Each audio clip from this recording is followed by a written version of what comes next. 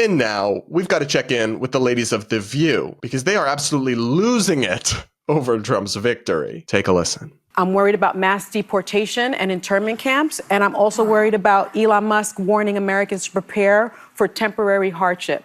I'm surprised at the result, but I'm not surprised.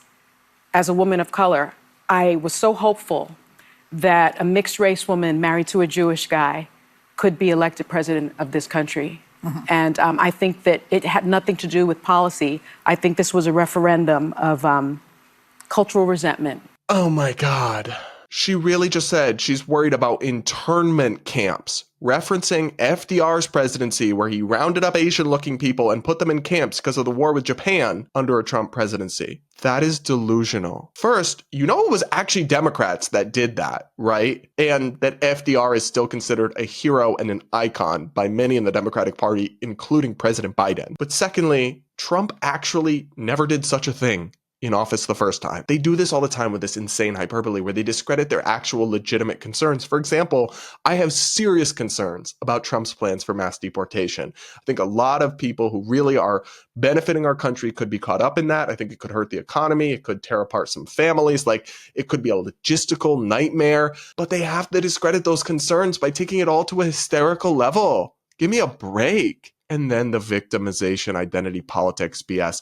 Kamala didn't lose because she's an Indian woman married to a Jewish man. Like, none of that. It actually had a lot to do with policy, babe. Americans across the country of all colors and sexualities and genders and all the sort have struggled under her administration and the rising prices and inflation that they contributed to with their policies. They're concerned about our border crisis, about the chaotic world that's unfolded under the Biden administration. They're not voting against her because she's a woman of color. She's only even in this position because she's a woman of color, for goodness sake, because she only ended up on the ticket because she was Biden's vice president.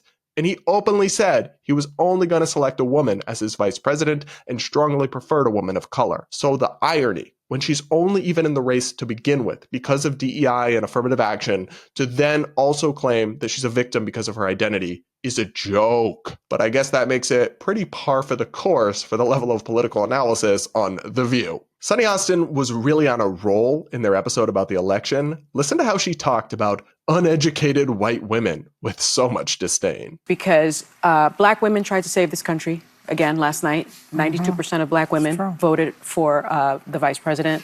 You have Latinas in the 70 percentile voting for the vice president. What we did not have is white women who voted about 52%, right, for Donald Trump. Uneducated white women, is my understanding. You have Latino men, actually, voting more for him. And you have, and black men was not the story. We're not the story here because they voted almost 80% for the vice president. Right. So why do you think that uneducated white women voted against their reproductive health freedoms? And why do you think Latino men voted in favor of someone that's going to deport, says he's going to deport the majority of his community? White women like being called uneducated white women. I think the economy matters, national security matters. But when you put people in these boxes, I think that's a takeaway from this race. We have to look at the demographics of it. Oh my gosh. This disdain and this elitism is exactly why Democrats lost. Uneducated white women. She means women without a college degree. And guess what, guys? A lot of college degrees aren't worth the paper they're printed on. And going to college doesn't mean you're inherently a smarter or superior person to someone who didn't go and might have all other sorts of life experience or wisdom or insight that's valuable. But please, continue to look down on these people from your multi-million-dollar salary and your prime cable news chair. That'll definitely win you their votes. And I just hate this idea that white women are supposed to be a monolithic pro-abortion voting bloc as if they're not individuals who might have different views on the actual pretty complex and nuanced and intricate debates of morality and science and ethics that are involved in abortion. Many women are pro-life, actually, and don't agree with abortion, but they just want to flatten them into gender traitors if they don't agree with their far left position on a given issue. It's insane, and it just strips them of their individuality and their agency and the very real concerns they might have, like inflation or the border. Like Alyssa Farah Griffin, the one person on The View with any sense, rightly pointed out, they've got to stop doing this and just insulting people and looking down upon them and calling them names and taking them for granted and stripping them of their individuality by just treating them like identity boxes. At least They've got to stop if they ever want to win again. This approach is going to give us Donald Trump Jr. in 2028. It really is. Now, here's the part of The View's ridiculous election coverage that actually bothered me the most. And can we not let Fox News off the hook, please? I don't understand. And Newsmax and all the fake news that's been going out there. You know, one of the things that we need to do, and it's not to abolish the Department of Education. As a former teacher, believe me, he's talking about doing that. Yes. You know, kids I brought this up before, I'm going to bring it up again. In Finland, kids in nursery school